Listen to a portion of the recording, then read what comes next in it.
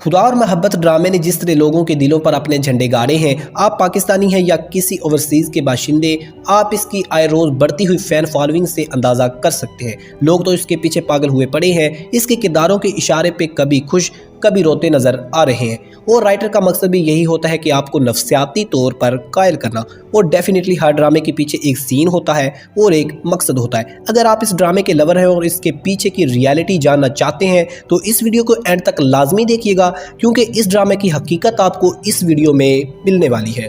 یہ ڈرامہ جو لوگوں کے ذہنوں میں اتنی جلدی سے سرایت کر رہا ہے، دیکھتے وقت یہ سوچا ہے کہ کہیں یہ چند تصویروں کی آڑ میں ہمیں ہمارے بڑے مقصد سے ہٹا رہے ہیں یا کسی ٹھیک مقصد کی طرف گامزن کر رہے ہیں۔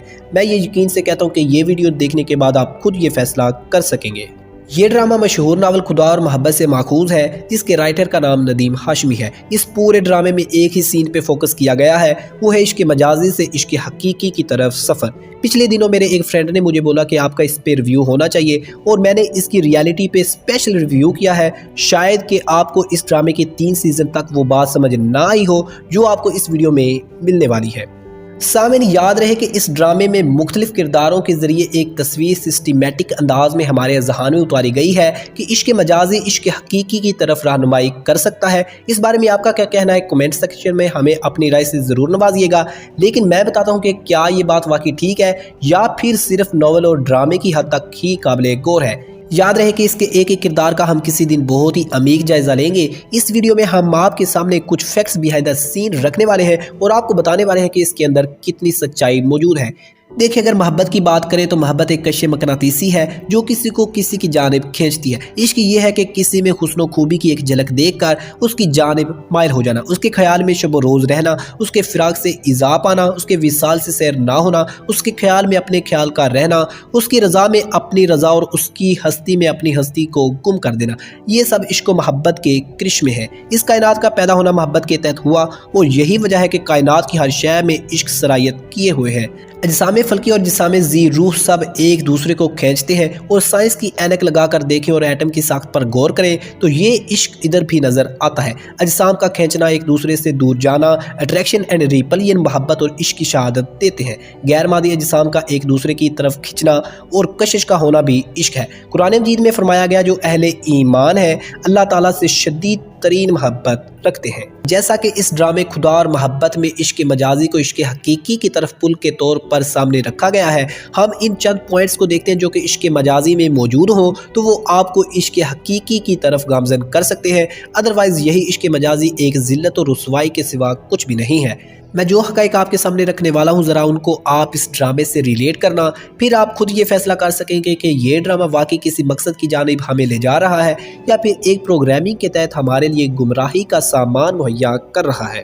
سامعین، پہلے نمبر پر آتے ہیں کچھ لوگ جو غلط انداز میں عشق مجازی میں شہوات کی پوجا کرتے ہوئے اپنی زندگی کا بیشتر حصہ گزار دیتے ہیں۔ وہ بلاخر اپنی ہرمان نصیبی پر روتے ہیں۔ ان لوگوں کے عشق سے لوگ ناحق پریشان ہوتے ہیں، زنا اور لواطت سے اپنی شہوات پوری کر کے آخر میں وہ پچھتاتے ہیں۔ مطلب چونکہ عاشق مجاز کو اگرچہ مطلوب کا دیدار میسر ہوتا ہے، مگر وہ غیبت میں بھی صرف اسی خیالی صورت کی پرستش کرتا رہتا ہے۔